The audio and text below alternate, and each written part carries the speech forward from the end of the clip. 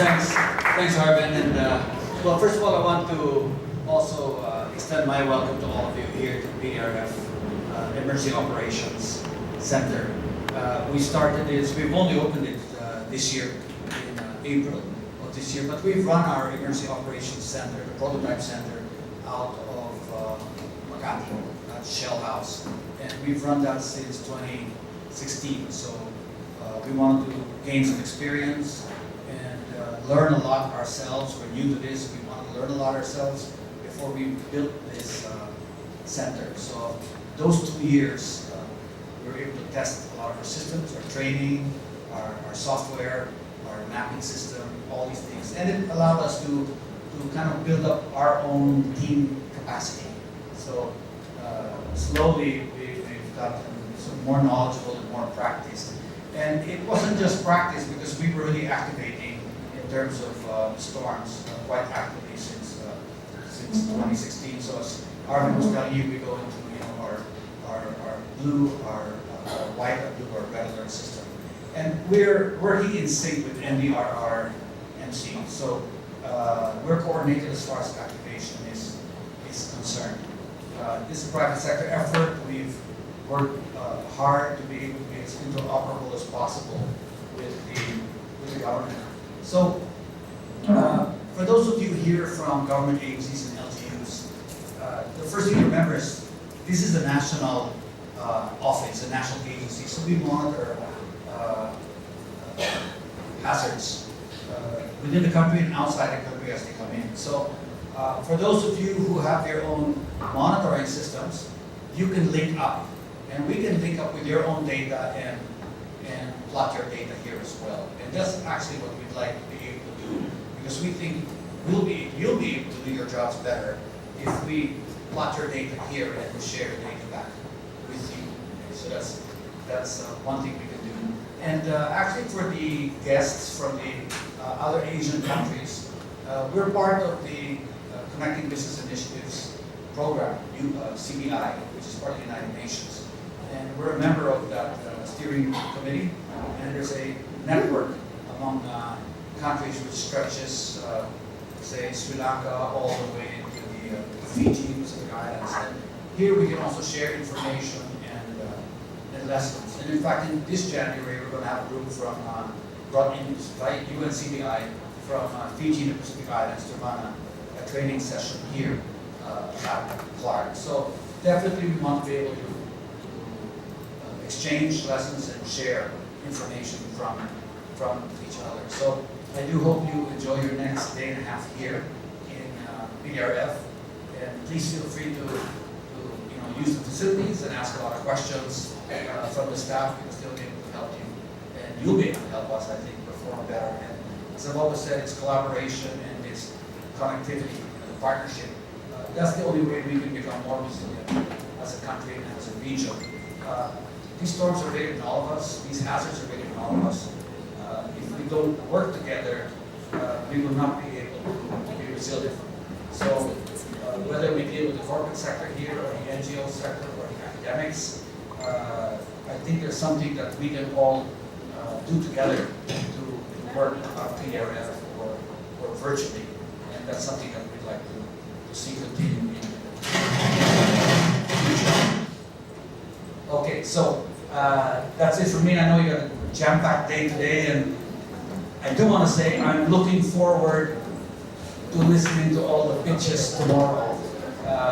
I'm sure you've been working hard at it, so I enjoy sitting on these panels and listening to pitches. So I look forward to doing that tomorrow. So Tony, shall I turn over back to you, or are you going to show the video? Or? Okay, so we're going to start the program in a few. So we have our fellows who just arrived, so let's ask them to please settle first. For our fellows who just arrived now, we're going to do a tour later, perhaps during break time. At this point, I'd like to turn you over to our facilitators from USD.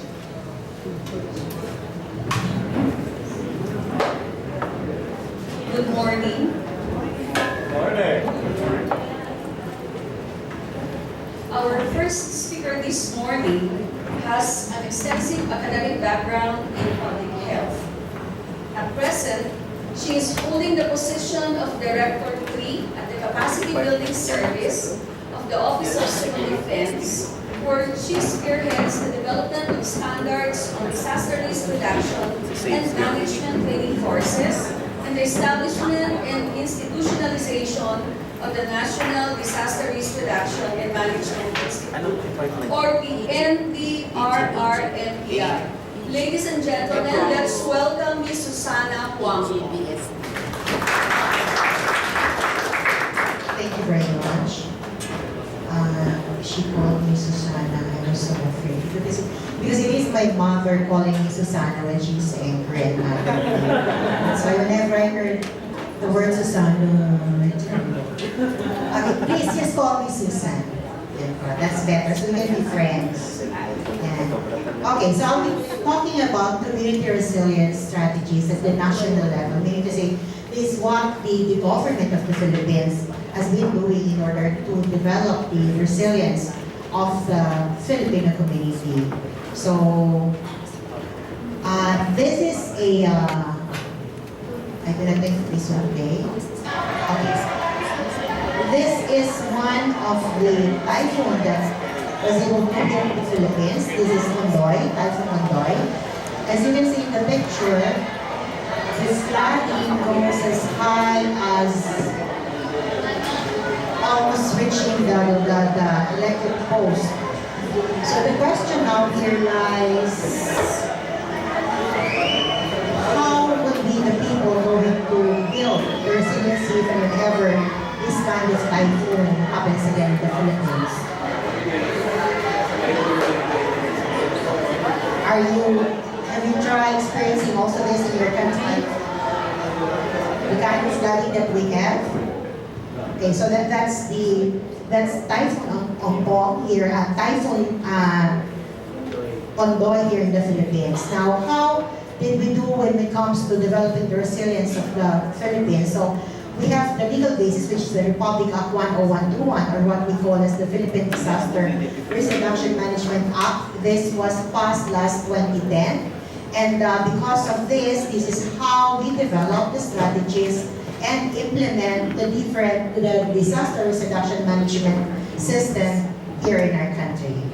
Now, because also embedded in the Philippine Disaster Risk Reduction Management System Act of 2010 is the establishment of the National Disaster Risk Reduction Management Council. The NDRMC is the highest organized and authority body in DRM when it comes in the Philippines. So this is located at the Camp Aguinaldo in Quezon City. I hope you'll be able to see or visit the operation center of the NDRMC. Does anyone of you have visited the operation center, our emergency operation center in Camp Aguinaldo? None. Okay, so many of you have been there. So, alin mas maganda? Siyempre, ito.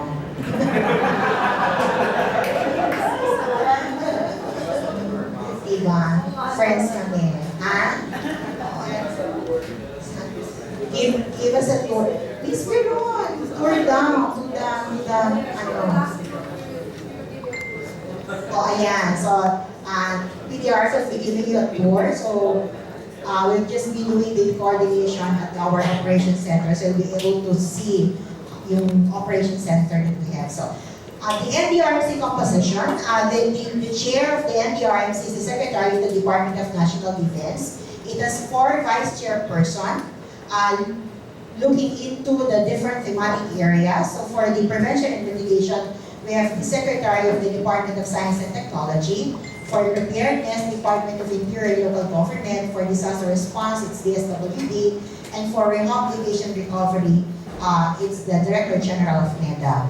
Now, the Executive Director for the NDRMC is the Administrator of the Office of Civil Defense. Now, this NDRMC has 45 members, of which from the different national government agencies, the other government agencies, we have also from the financial institutions, a quasi-government agency which is the Philippine Red Cross, the 5 LGU leagues, and other civil society organizations. I think PDRF is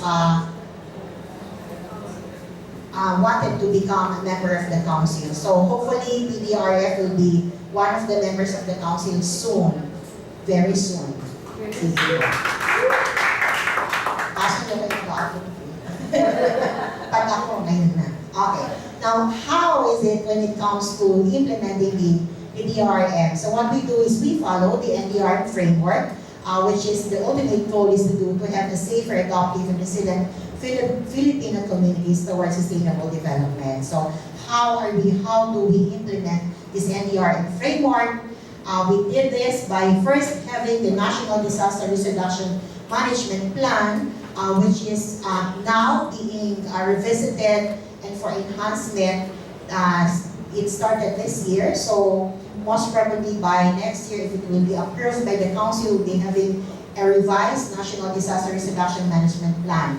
Now this NDRMP will be having its children plan, the baby plan. So in each of the thematic area, there should be a prevention and mitigation plan, a preparedness plan, a response plan, and rehabilitation recovery plan. Now let us now proceed with some of the plans that we have.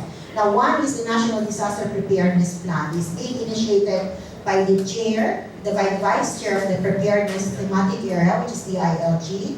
Now the National Disaster Preparedness Plan, which was approved last 2015, provides the basis for the collaborative and systematic efforts for disaster preparedness to be implemented from the national down to the local level. So this is the guide for the local government units, all the local government units in the Philippines, even whenever they will be doing preparedness activities with regards to disaster risk reduction and management. Now, with this National Disaster Preparedness Plan, are 7 preparedness activities which the local government units should do in order for them to have a resilient community in their local government units. And this includes information, education campaign, capacity building, or developing, this is all about training and having all the necessary equipments when it comes to disaster risk reduction and management. The localization of DRRM, because by law of the RA 10121, there should be the DRRM office from the provincial down to the barangay level.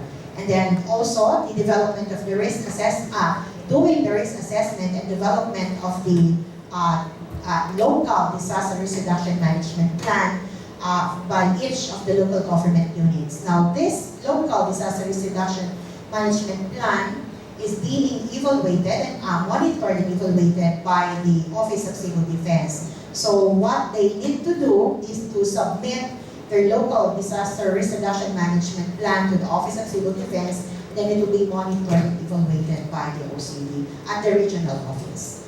Next is doing the preparedness for emergency and disaster response, continuity of essential services, and partnership with other stakeholders, because at the local government units, they have to have also the council. If we have the National Risk Reduction Management Council at the national level, there should also be the Provincial Disaster Risk Reduction Management Council, and likewise the municipal and then the city Disaster Risk Reduction Management Council. These for them to have the partnership or to have a network when it comes to DRRM. Now, part of this disaster preparedness plan is the Operation Listo. Operation Listo has also its children. So they have the Listong Pamahalaang Lokal, the Listong Pamayanan, and Listong Pamilyang Pilipino. I do not know what Listo is in English. Ano yung Listo sa English? Alert. Oh, okay, sige. So it's the local government being alert when it comes to DRRM, and also with the community and that of the family, because even whenever we'll be doing disaster risk reduction management, it should always start with the family. So this is what the Operation Listo is all about. So it's all about building resiliency from the family to the local government. Now this is what I've said when it comes to the Operation Listo or Listo. The Listong Pamahalaan Lokal, it's development of the local protocols, at the local government units. And for the pamayanan, it is all about drills and exercises at the community level. And for the listong pamilya, it's making the families resistant. So they have their own evacuation plan in their respective, for each of the family members that they have. Now, this is what we call, this is the book that is being given for each of the local government units and that of the family as a guide for them when it comes to doing the disaster risk reduction management. So it's again for the household, it's making families and households resilient, and for the community, it's all about drills and other preparedness action. Now, another strategy that the government is doing is what we call as the community-based disaster risk reduction management. This is the CPDRM. Now, what we did with CPDRM, it's two activities or two strategies. One, we have the development, the conduct of the training on CPDRM, and the other one is the development of the policy. When it comes to the training, we have a standardized training on the conduct of CPDRM. We have the basic instructor's guide manual for the conduct of CPDRM, wherein we have a total trained as of the now of 10,362 people already know how to do the community-based disaster risk reduction and management. Now, we also have issued, the NDRMC had also issued NDRMC Memorandum 96A, wherein any training when it comes to CPDRM, they should be following the big manual of CPDRM. So if there will be some institutions, organizations, or private institutions who would like to conduct the training of CPDRM as a project or as a program, they need to follow or they need to use the big manual which had been issued by the Office of Civil Defense. Now, the CPDRM process is all about building. So there are 5 steps in doing the CPDRM. So that's towards safer, adaptive, and resilient communities. So how is this being done? So we're teaching the family on how to do the risk assessment. Now, if they have done the risk assessment, what they have to do is to develop their vulnerability or hazard map in the respective area or the respective communities. And then after that, they should be able to develop their barangay disaster risk reduction management plan, which they need to implement based on the risk assessment that they have made. Now, also part of the CPDRM is the practice of the drills. They can do the tsunami drill, the earthquake drill, or the evacuation drill in the respective area. It is also incorporated in the said training. So this is all about making the communities resilient through them identifying their own hazards and vulnerabilities and identifying the strategies that they need to do when it comes to their community. This is one of the trainings that we have done when it comes to community CPDRM. So the PDRMC together with the communities will implement their barangay PRM plan. So this is in Manila, CDRMO. Now, one of the area what was able to develop or practice CPDRM and had won the Sasakawa Award is San Francisco and Cebu. So they organized the San Fran Purok System for Sustainable Development. So what they did is after Yolanda, when they suffered the devastation of Typhoon Yolanda, this is San Francisco and Cebu. Now, after they have implemented the CPDRM in their area, this is now how San Francisco looked like in Cebu. So, this is what they call as community efforts when it comes to disaster risk reduction and management. So they did the tree planting, they did so many activities when it comes to DRM in their area. So they won the Sasakawa Award. I just can't remember the year when they won the Sasakawa Award. But they have been awarded when it comes to their CPDRM efforts. Now, let us not play this because they said that I only have 25 minutes. So the videotape there is how the San Francisco and Cebu was able to do the CBDRM in their area. Now, another strategy that we did, that is a disaster.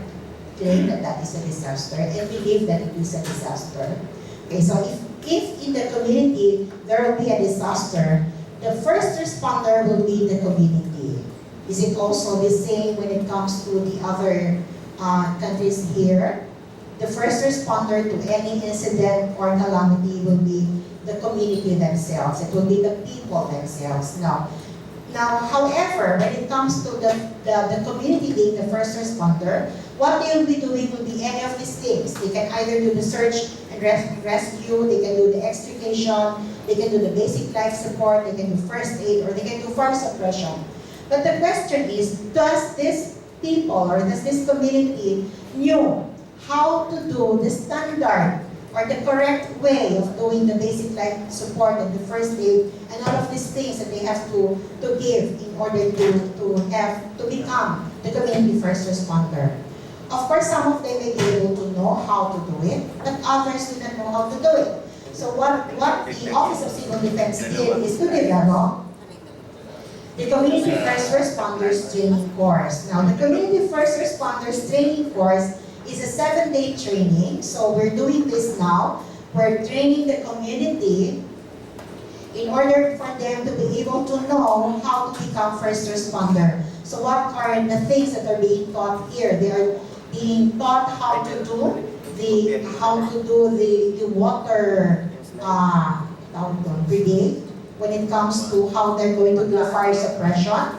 They're being taught how to do the water rescue if and whenever there will be flooding in their area. This is one of the things, the fire suppression. This is how they're going to do the basic life support or the CPR. Is also being taught in the Community First Responder Training. Doing the extrication or doing the search and rescue, and also doing the initial medical assessment or treatment when it comes to the injured during disaster. So this is a 7-day training in order for the community to be able to become first responder. Now, why is this so? This is the chain of life that we have. So we have the early access, early CPR, early defibrillation, early advanced care. Now when it comes to community first responder, what they will be doing is only the first two. So that's the early access and early CPR. The other half of the chain of survival is the function of the medical first responder and that of the EMT, or even the health, the professional health workers. So when it comes to community first responder, this is what they should be doing during the pre-hospital care if and whenever we have disaster. So this is the one that is being taught now to the community that we have now. So if they become the community first responder, we have the medical first responder, the medical first responder and the emergency medical technician. So this is the system for the pre-hospital care. Now, if and whenever there is a disaster, the community first responder would either, one, do the fire suppression, do the extrication, the initial extrication, and do the initial assessment and medical treatment. Now, if they have done that, what they're going to do is to bring the injured patient to the medical first responder, or bring the patient directly or the injured person to the hospital. Now, when it comes to the medical first responder, they have to bring the patient to the medical technician, the EMT, and the AMT bring them to the hospital. I'm sorry that this computer is not friendly with my presentation, so hindi po na. So this is the emergency medical system for the Philippines, which is now on the Senate for the Health Senate hearing. So even whenever this will be passed and approved, this will now become the emergency medical service system of the Philippines. So I think this will be discussed later by the next presenter. But looking here, this is the active faults in the Philippines. Now, looking into the recorded seismic in the Philippines, ito po yung Pibong, Pilipinas. So it's this area who has the less recorded seismic faults or earthquake that have been recorded here in the Philippines. So what are we doing when it comes to developing or the resiliency of the community when it comes to earthquake here in the Philippines? So as we say, each of these area or each of the local government units will be having its own big one. Meaning to say they will be having their own big earthquakes or massive or devastating earthquake in their own locality or in their local government units. We just hope that it will not happen. Now, the question now, especially here, especially in Metro Manila, is, are we ready for the big one?